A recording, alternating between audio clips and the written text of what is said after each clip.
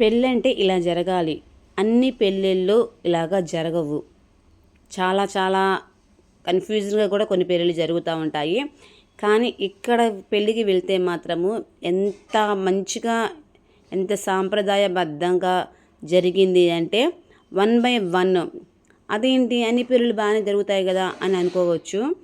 నేను చూసిన పెళ్ళిళ్ళలో అతి పెద్దగా మంచిగా బాగా జరిగింది, నచ్చింది ఏంటి అంటే ఈ వివాహం అని చెప్పచ్చు. ఎందుకు అంటే 1/1 చక్కగా నీట్గా ఎక్కడ బోర్ కొట్టకుండా చక్కగా చేసుకుంటూ వచ్చారు అండి. కొన్ని పెళ్ళిళ్ళలో టెన్షన్ పెడుతుంటారు, కొన్ని పనుల్లో టైంకి జరగవు.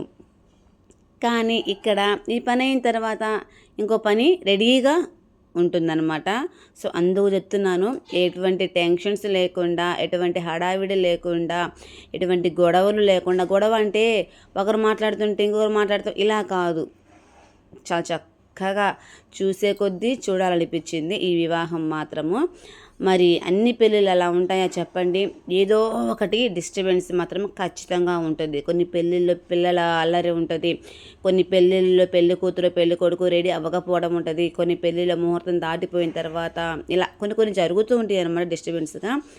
కానీ ఇక్కడ పెళ్ళి మాత్రము చాలా పర్ఫెక్ట్గా టైం ప్రకారము జరిగింది. సో మరి మీకు ఎలా అనిపించింది ఈ పెళ్ళి?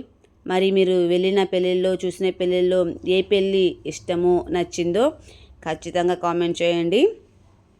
ఖచ్చితంగా సబ్స్క్రైబ్ చేసుకోవడం మాత్రం మర్చిపోవద్దు, ఓకేనా? లైక్ చేయండి అబ్బా. మీకు పెళ్ళి కళ్ళకు కట్టినట్లుగా నేను చూపించాను కదా.